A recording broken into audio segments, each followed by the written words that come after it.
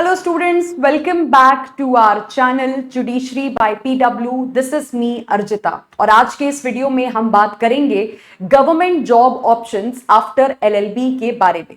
देखिए, एलएलबी के बाद आपके पास कई सारे करियर ऑप्शंस अवेलेबल होते हैं, जैसे कि लिटिगेशन, जैसे कि टीचिंग, जैसे कि कॉर्पोरेट साइड, और उन्हीं में से एक होता है गवर्नमेंट जॉब का ऑप्शंस।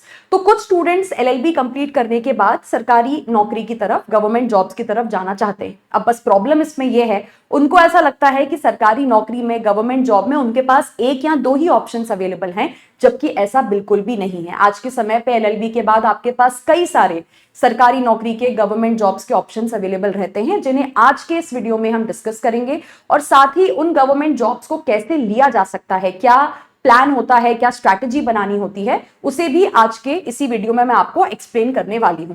तो बेसिकली ये सारे ऑप्शंस हैं जिनके बारे में हम यहाँ पे डिटेल में समझने वाले हैं, राइट। तो देखिए, सबसे पहला ऑप्शन जो यहाँ पे आ जाता है वो है आपका सिविल जज का ऑप्शन, यानी कि जुडिशियल सर्विसेज। ये एक मतलब सबसे ज्यादा हाई प्रायोरिटी कह लीजिए, मोस्ट लाइक्ड ऑप्शन कह लीजिए, एलएलबी स्टूडेंट्स का होता है अपनी पढ़ाई कंप्लीट करने के बाद।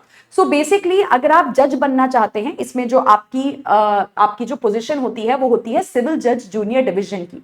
तो अगर आप सिविल जज बनना चाहते हैं यहाँ पे, तो इंडिया में जो अलग अलग स्टेट्स हैं, ऐसा कह लीजिए इंडिया के जो अलग अलग स्टेट्स के हाई कोर्ट्स हैं या पब्लिक सर्विस कमीशन हैं, उनके द्वारा एग्जाम्स कंडक्ट करवाए जाते हैं। मतलब हर स्टेट का अपना खुद का जज का पेपर होता है। और लाइक आई सेड कि सरकारी नौकरी के साथ साथ एक काफी हाई स्टेटस, एक काफी हाई प्रेस्टिजियस जॉब होती है, क्योंकि काफी कम एज में, काफी कम उम्र में आप यहाँ पे जज बन जाते हैं। और जज बनना इंडियन सोसाइटी में कोई छोटी बात यहाँ पे नहीं होती है। अब इसके लिए क्या कुछ आपके पास होना चाहिए, तो देखो, सबसे पहले तो आपने अपनी एलएलबी की डिग्री कंप्लीट करी होनी चाहिए, चाहे वो 3 साल का एलएलबी हो या फिर 5 साल का एलएलबी हो। एज लिमिट भी होती है इसमें। यूजुअली एज लिमिट जो ऑन एन एवरेज होती है that is 21 to 35 years.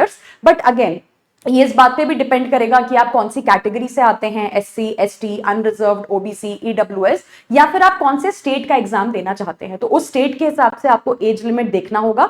But on an average मैंने आपको एज बताई है, that is 21 to 35 years.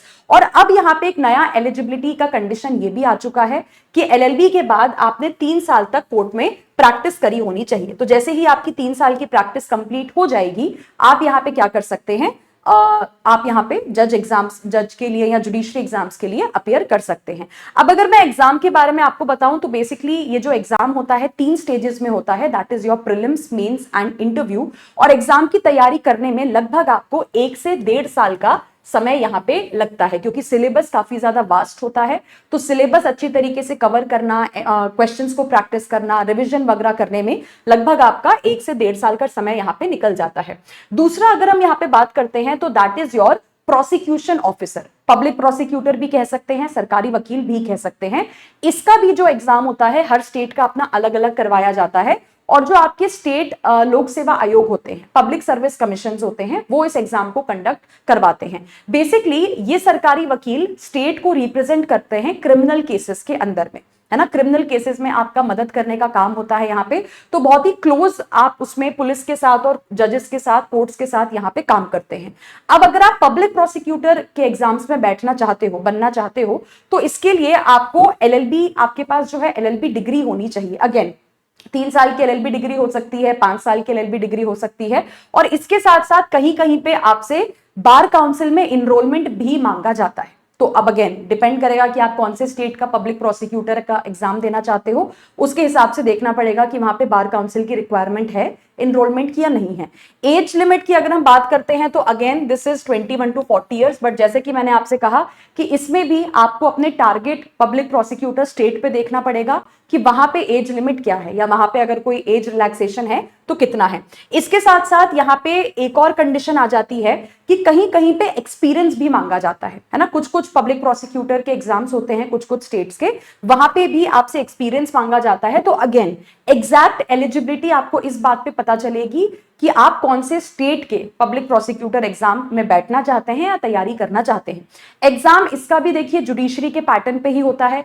Prelims होता है, मेंस होता है और इंटरव्यू करवाया जाता है। अगेन इसमें भी कहीं कहीं पे आप देखेंगे कि प्रीलिम्स के बाद सीधे इंटरव्यू हो जाता है, मेंस नहीं होता है। कहीं पे प्रीलिम्स के बाद जो है मेंस करवाया जाता है, कोई इंटरव्यू नहीं होता है। तो अगेन स्टेट स्पेसिफिक थोड़ा सा एग्जाम पैटर्न इसमें चलता है, तो इसके लिए बेटर क्लैरिटी आप तभी ले सकते हैं जब आप पहले अपना टारगेट स्टेट डिसाइड करेंगे कि कौन से स्टेट के जुडिशरी एग्जाम या पब्लिक प्रोसिक्यूटर एग्जाम में आप बैठना चाहते हैं।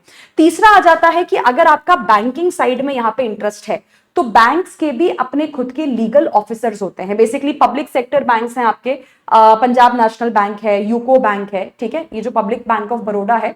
तो ये जो पब्लिक सेक्टर बैंक्स हैं इनमें स्केल 1 ऑफिसर की पोजीशन होती है।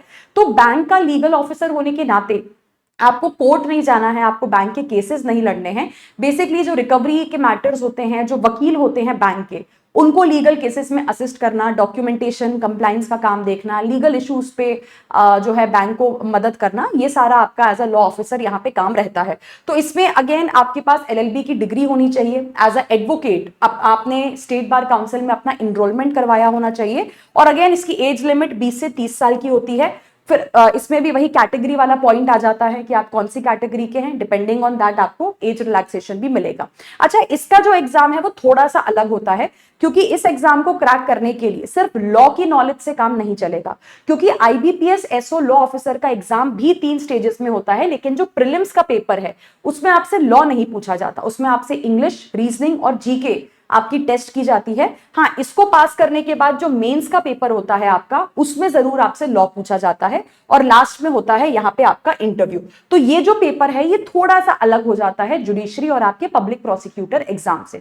इसके बाद अगर हम बात करते हैं सेबी के ऑफिसर्स के बारे में, यानी कि जो आपका securities and exchange board of India है, इनके भी अपने खुद के लीगल ऑफिसर्स यहाँ पे होते हैं। काफी ऐसा कह लीजिए एलएलबी के बाद काफी high paying legal government job होती है यहाँ पे। तो इसके लिए भी एलएलबी की डिग्री जरूरी होती है। 30 इयर्स तक आपका एज लिमिट यहाँ पे होता है। और इसमें भी एग्जाम की तैयारी करने के लिए आपको लॉ के अलावा कई और चीजें भी पढ़नी पड़ेंगी, जैसे कि जीके, इंग्लिश, रीजनिंग, मैथ्स वगैरह। और लॉ तो ऑब्वियसली पूछा ही जाएगा।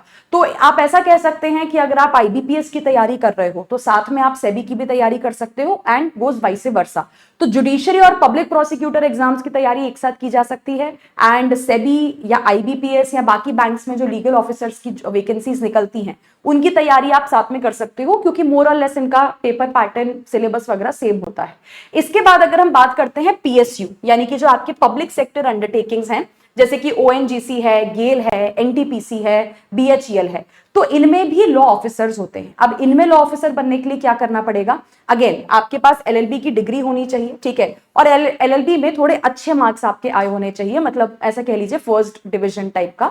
दूसरा अगर हम बात करते हैं तो आपने क्लैट पीजी का एग्जाम दिया होना चाहिए। हर साल जो आपके नेशनल लॉ यूनिवर्सिटीज हैं उसमें एडमिशन के लिए क्लैट पीजी का एग्जाम करवाया जाता है। बेसिकली ये एग्जाम वो लोग देते हैं जो एलएलएम करना चाहते हैं, एलएलबी के बाद हायर स्टडीज के लिए जाना चाहते हैं। लेकिन क्योंकि क्लैट पीजी का स्कोर बाकी एग्जाम्स में भी मांगा जाता है, तो सिर्फ ऐसा नहीं है कि एलएलएम करने वाले ही इस एग्जाम को देते हैं।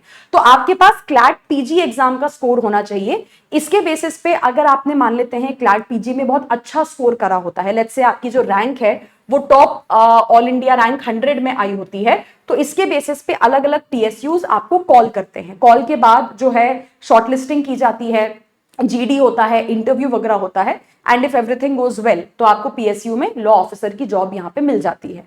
तो स्टूडेंट्स, ये कुछ टॉप गवर्नमेंट ऑप्शंस हैं, गवर्नमेंट जॉब ऑप्शंस हैं, सरकारी नौकरी के ऑप्शंस हैं जो आप एलएलबी करने के बाद कंसिडर कर सकते हैं, परस्यू कर सकते हैं।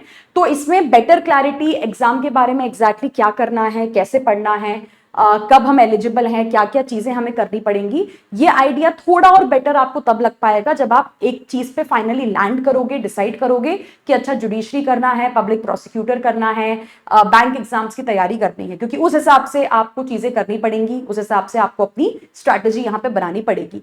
तो खैर, आप में से जो लोग यहाँ पे ये जितने भी ऑप्शंस मैंने आपको बताए हैं, तो लगभग इन सभी ऑप्शंस की तैयारी जुडिशरी बाय पीडब्ल्यू भी आपको करवाता है। जैसे जज की तैयारी, जुडिशरी एग्जाम्स की तैयारी हम करवाते हैं, पब्लिक प्रोसिक्यूटर एग्जाम्स की प्रिपरेशन भी आपको यहाँ पे करवाई जाती है। इसके साथ साथ जैसे मैंने आपको बताया आईबीपीएस लॉ ऑफिसर का एग्जाम, सेबी लॉ ऑफिसर का एग्जाम, उसकी प्रिपरेशन भी हम करवाते हैं। क्लैट पीजी क्योंकि देना जरूरी है अगर आप पीएसयूज में जाना चाहते हैं, और अगर आप वकालत लिटिगेशन करना चाहते हो तो कई सारे कोर्सेज हैं, कई सारे बैचेज हैं जो आप एलएलबी के बाद परस्यू कर सकते हैं, जिसकी प्रिपरेशन आप हमारे प्लेटफॉर्म पे जुड़ के कर सकते हो। तो ये हमारी वेबसाइट है पीडब्ल्यू की, इस वेबसाइट पे जाके आपको इन सभी बैचेस और कोर्सेज की जानकारी मिल जाएगी।